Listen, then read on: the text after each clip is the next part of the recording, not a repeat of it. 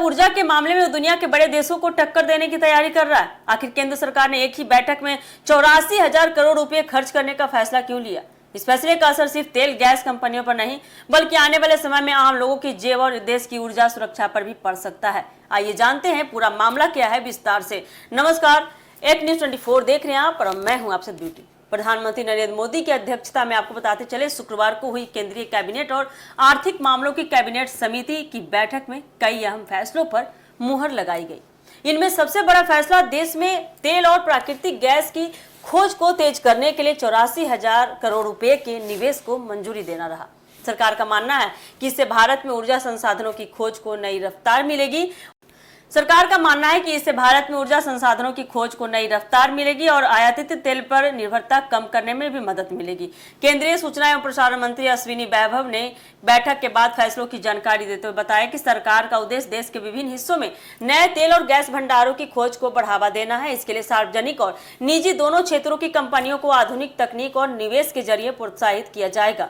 सरकार का कहना है कि भारत अपनी जरूरत का बड़ा हिस्सा कच्चे तेल के रूप में विदेशों से आयात करता है। अंतर्राष्ट्रीय बाजार में देखें तो तेल की कीमतें बढ़ने पर इसका सीधा असर देश की अर्थव्यवस्था और आम लोगों पर पड़ता है। ऐसे में यदि देश के भीतर ही अधिक मात्रा में तेल और गैस के भंडार मिलते हैं तो आयात पर खर्च कम होगा और ऊर्जा सुरक्षा मजबूत होगी। कैबिनेट बैठक में केवल तेल और गैस क्षेत्र ही नहीं बल्कि कई अन्य महत्वपूर्ण योजनाओं पर भी चर्चा और फैसले हुए। इनमें समुद्र मंथन मिशन, सूर्य सरोवर योजना, पीएम सम्मान निधि और खेलो इंडिया जैसी योजनाएं भी शामिल रही। सरकार का मानना है कि सरकार का ऐसा कहना है कि इन योजनाओं का उद्देश्य अलग अलग क्षेत्रों में विकास को गति देना और लोगों को बेहतर सुविधाएं उपलब्ध कराना है।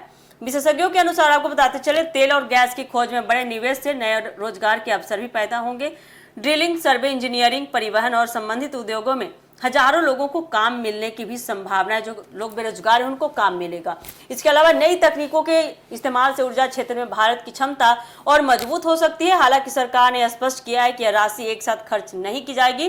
परियोजनाओं की जरूरतों और प्रगति के अनुसार चरणबद्ध तरीके से निवेश किया जाएगा।